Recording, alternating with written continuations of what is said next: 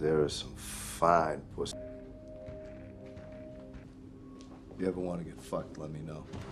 The story kicks off with a voiceover from private investigator Patrick Kenzie. He explains that it's the things you take for granted that really define you: your neighborhood, your family, your city. In Boston, he notes, people wear their city pride like it's a paycheck. He says he knows most of the faces in this town and introduces himself, Patrick Kenzie. We then cut to a media circus camped outside a woman's house. The woman is distraught, pleading to the cameras, asking what her 4-year-old daughter, Amanda, could have possibly done to deserve being kidnapped. This is the top story plastered across every TV channel. We see Patrick and his girlfriend, Angie, watching the coverage. Patrick is clearly frustrated, looking at the police presence on the news. He mutters about why they're just standing around instead of actively searching for the girl, questioning if they're just waiting for her to magically reappear. Not long after, Beatrice and Lionel show up at Patrick's door.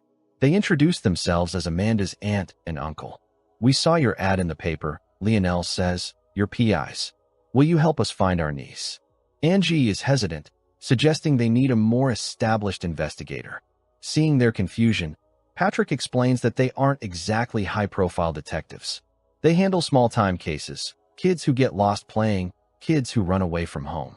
They've never, ever tackled a kidnapping. But Beatrice and Lionel are desperate and plead for their help. In the end, Patrick and Angie reluctantly agree to take the case. Patrick and Angie head over to the family's house. Patrick is immediately annoyed by the crowd of onlookers gathered on the street, wondering why they're all just standing there when a kid is missing. Beatrice and Lionel lead them inside, where they meet the girl's mother, Helen, and her friend, Dottie. Helen is instantly hostile. "Why are you here?" she snaps. "Get out." Dottie chimes in. "Great, more people here to offer fake sympathy. Cops, media, they're all the same." The two women are incredibly rude, and Angie gets fed up. She pulls Patrick aside. "Let's go. I don't want this case." But Beatrice and Lionel corner them in another room, begging them to stay. "Please," Beatrice pleads. "Amanda is like our own daughter." This display gets to Angie, who visibly softens. Patrick pulls Lionel aside and asks why Helen was so hostile. Lionel explains that Helen is a loose cannon, to put it mildly. She has strange men coming and going at all hours and spends most of her nights partying at a bar called the Film or Lounge. Beatrice adds sadly that she's the one who really looks after Amanda. Otherwise, she doesn't know what would become of the little girl. Next, they meet Police Captain Jack Doyle. He sizes them up. "So, you're the ones Beatrice hired? You look awful young." He gives them a grim dose of reality. "Look, kids," he says, "in my 30 years, if a kid isn't found on day 1, the chances of finding them safe, well, they're next to 0. And today is day 3. My advice: walk away." But Patrick insists, "Sir, we just want to help." Doyle sighs, giving them permission to conduct their own private investigation and even promising his full support. Patrick and Angie head to the Film or Lounge and start asking the tender questions, but they don't get much useful information. Patrick does, however, run into an old friend. They sit down and talk. The man confirms that Helen is a heavy drinker, a little more than a joke, and that on the night Amanda disappeared, Helen was at the bar getting wasted with her boyfriend, Skinny Ray, until midnight. From there, Patrick and Angie go to a restaurant to meet 2 police detectives, Remy and Nick. Remy smirks. "I wasn't expecting such a young couple. When Captain Doyle told me someone was coming, I figured they'd be more experienced." Remy and his partner Nick show them some mugshots, saying one of these men could be the kidnapper, as they all have records for child abduction. Patrick interrupts. "Have you guys interrogated Skinny Ray?" Nick looks confused. "Who is Skinny Ray?"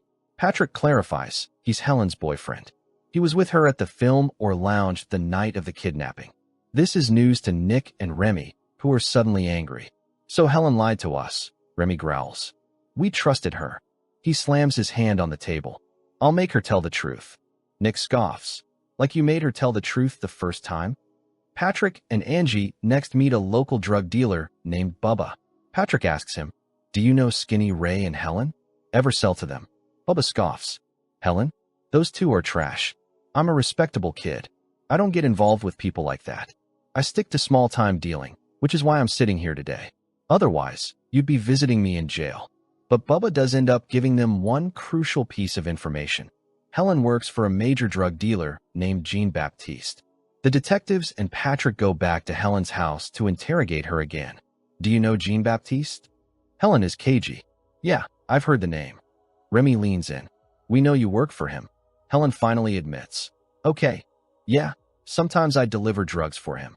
She then gets up, walks into another room, and cracks open a beer. The rest of them follow her. Remy asks, I heard a rumor. Did you steal from Jean-Baptiste? I don't know anything about that. Helen deflects. Nick sits down next to her, trying a softer approach. Come on, tell us. We won't bust you. We don't care about small-time addicts. Nothing will happen to you. He leans in closer. We're just worried about your daughter. We want to help you.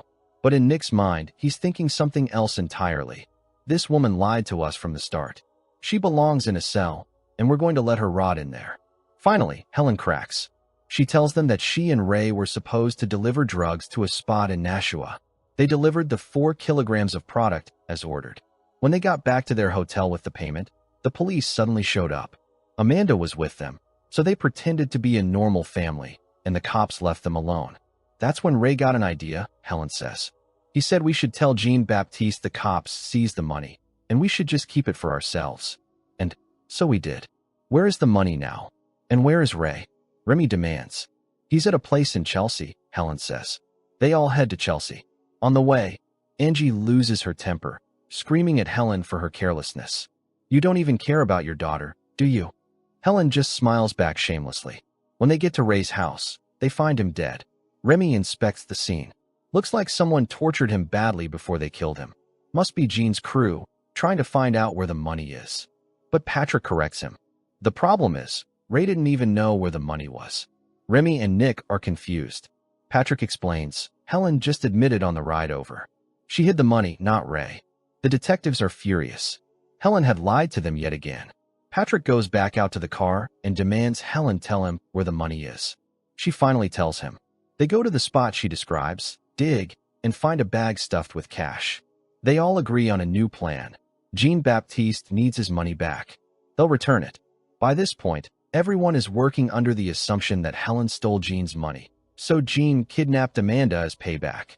As Nick and Remy are about to leave to meet Jean, Helen says, Hey, when you see him, apologize for me, okay? Nick and Remy just exchange a look, smiling. She is one cunning woman, Nick mutters. They stand outside Jean's stronghold, debating who should go in. It has to be me, Patrick says. If you 2 cops go in, Jean will recognize you and panic. We can't risk him hurting Amanda. So, Patrick and Angie go in. They tell Jean, we have your money. Ray hid it. Give us Amanda, and we'll give you the cash. But Jean is dismissive. I don't have any girl, he sneers. You have my money. Give it back, or get the hell out of here. Patrick goes back out and relays the conversation to Remy and Nick. Remy explodes. You took responsibility, Patrick. You said you'd talk to him and get the girl back. And what happened? Nothing. You'll regret this for the rest of your life. Defeated, Patrick and Angie head home in a terrible mood. The next morning, Angie's phone rings. It's Remy. He says Jean called him last night and is suddenly ready to exchange the girl. But there's a problem. Captain Jack Doyle found out about their unauthorized dealings. He's furious they were trying to cut a deal with a drug lord and has summoned them all to his office. At the station, Doyle, visibly angry, shows Patrick a transcript of the call between Jean and Remy. According to the transcript, Jean has specific instructions, calling for Patrick, Angie, Nick, and Remy to all meet him at Quincy's quarry, a rocky, mountainous area. They realize this is it, and they begin to plan the dangerous exchange. Remy lays out the plan. According to Jean's demand, Patrick and Angie will wait for Amanda. Nick and I will head to the west. Angie looks nervous. Is this really going to be okay? Doyle responds, his voice heavy. Someone murdered my 12-year-old daughter. I know the pain of losing a child. I don't want that to happen to anyone else. That night, Patrick and Angie wait in their assigned spot, but soon they hear gunfire echo from the other side of the mountain, exactly where Nick and Remy were supposed to meet Jean. Patrick sprints toward the sound. When he gets there, Remy tells him, Jean had Amanda with him. He started shooting, so we returned fire. We killed Jean. Angie, arriving in a panic, doesn't wait. She jumps straight into the dark water below. When she surfaces, she's clutching a small bundle of wet clothes. The shock is too much, and she faints. When Angie regains consciousness the next morning, she is utterly devastated, convinced Amanda was killed in the crossfire. Following this, Captain Doyle and all the news channels officially report Amanda's death. A funeral is held, but there is no body to bury. Patrick and Angie are left heartbroken. Angie often cries in her room, consumed by guilt, thinking Amanda's death was her fault. Patrick is equally distraught, spending his nights wide awake, replaying the events on that mountain. The case, and the fact that her body was never found, haunts them both. Several months pass. A new kidnapping hits the news. A 7-year-old boy has been taken. One day, Bubba shows up at Patrick's apartment. "Those 3 guys you had me looking for? I found them." A quick note. When Patrick had first met Bubba, he'd given him a side job to track down some known local child kidnappers. Remy, Nick, and Patrick head to the address Bubba provided. As they enter the house, gunfire erupts from inside. Nick is hit. Patrick moves stealthily through the house and makes his way to the bathroom. Inside, he finds the dead body of a small child. It's the 7-year-old boy from the news. Patrick finds the kidnapper in the house and kills him. Soon, the place is swarming with police, and Nick is rushed to the hospital. Patrick is visibly shattered by the entire event. Angie tries to comfort him. "I'm proud of you," she says. "You did the right thing, killing that man." Later, Patrick and Remy are drinking at a bar, swapping old stories.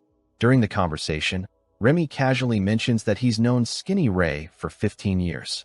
Patrick goes straight home and tells Angie, "Remy lied to us." He explains that during the Amanda case, they specifically asked Remy if he knew Ray, and Remy claimed he didn't. But tonight, he was drunk, and he admitted he's known him for 15 years. He lied to our faces. The very next day, they get shocking news. Nick has been murdered in his hospital bed. They attend Nick's funeral. Afterward, Patrick approaches an officer who used to be Remy's partner. Patrick asks him point-blank if he knows anything connecting Remy, Ray, and Jean-Baptiste. The officer confirms that Helen and Ray stole Jean's money in June. And exactly 1 week after that, he says, "Remy was in my department, asking questions about Ray, Helen, and that money." He was specifically asking the cops who had run into Ray and Helen at that hotel, the same hotel where they had pretended to be a family with Amanda. The officer tells Patrick the most surprising part. Jean didn't even know his money was missing for another 2 weeks. So how the hell did Remy know about it? After dropping this bombshell, the officer leaves. We then see Lionel, staring at Amanda's photo, looking completely broken. He has a flashback. He's on the phone, arguing with Remy. "I want to tell Patrick the truth." Remy threatens him. "If you do, I'll kill you." The scene cuts back to the present. Lionel is meeting with Patrick and Angie, ready to confess everything. He explains that one night, he was at the house telling Amanda a story when Helen and Ray came home. They didn't know he was there and were gleefully bragging about stealing Jean's money. "I told a police officer I knew," Lionel admits, Remy. "Together, Remy and I came up with a plan to get the money from Helen. I took Amanda from the house that night. The plan was to demand the money in exchange for Amanda. We'd get the cash, and Helen would finally get a wake-up call to pay attention to her daughter." He confirms that after they got the money from Ray's house, Remy had both the cash and Amanda, and Nick was in on it from the beginning. Lionel then explains the quarry. "We paid one of Jean's own men $15,000 to set up a fake deal to kill Jean. It was all to fool you and Angie.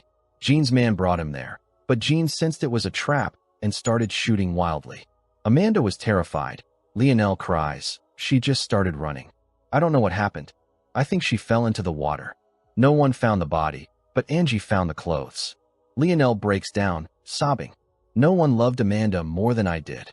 I just wanted to teach Helen a lesson, to make her take care of her." Just as Lionel finishes his confession, a masked man bursts into the bar, pretending to rob the place. It's Remy, and he's there to silence Lionel. As he aims his gun, Lionel recognizes him and shouts, "Remy, don't. I told them everything." The shout distracts Remy for just a second, long enough for the bartender to draw his own weapon and shoot Remy twice. Despite the wounds, Remy isn't dead. He flees the bar. Patrick chases him, following him to the roof of a nearby building. where he finds Remy has finally collapsed and died from his injuries. Killing a cop is a serious, line-crossing event. Patrick is brought to the station for a formal interrogation by two new officers. Patrick lays out the entire, complicated story of the Amanda case from day one. But when Patrick mentions the call record transcript, the one Captain Doyle showed him, detailing the supposed call between Jean and Remy, the officers stop him. They tell Patrick flatly that no such transcript exists. Their department doesn't record its own officers. Patrick is stunned.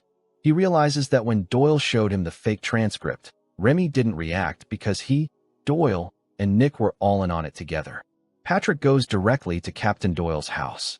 As he approaches, he sees Amanda in the yard, playing. She is perfectly fine and looks incredibly happy. The entire truth hits Patrick at once. Amanda never fell. Remy and Nick rescued her during the chaos and just tossed her doll and clothes into the water to fake her death. Doyle was the mastermind, all to get Amanda away from her unfit mother, Helen. They all believed Amanda's future was not safe with her. Patrick confronts Doyle, asking, "Did you really do the right thing?" Doyle is resolute. "For Amanda? Yes. What we did was right. She'll grow up well here, with me and my wife. She is safe with us." Patrick goes back and tells Angie everything. Angie breaks down in tears, but not for the reason he expects. She begs him, "Patrick, please, don't tell the police. Amanda is happy with the Doyles. Please, for my sake, don't say anything. If you do, I will leave you." Patrick looks at her, torn by the impossible choice, and finally says, "I'm sorry. Right or wrong, Amanda is Helen's daughter." The final sequence shows police cars arriving at Doyle's house. Doyle is arrested. Amanda is ripped, screaming, from Mrs. Doyle's arms and handed back to a bewildered Helen. We then see that Angie has made good on her promise and left Patrick. The last shot is of Patrick visiting Amanda's house, perhaps to check on her. We see that because of Patrick's choice, multiple families were ruined. Lionel's, Remy's, Doyle's, and his own. And despite it all, Helen hasn't changed one bit. It's a truly sad ending.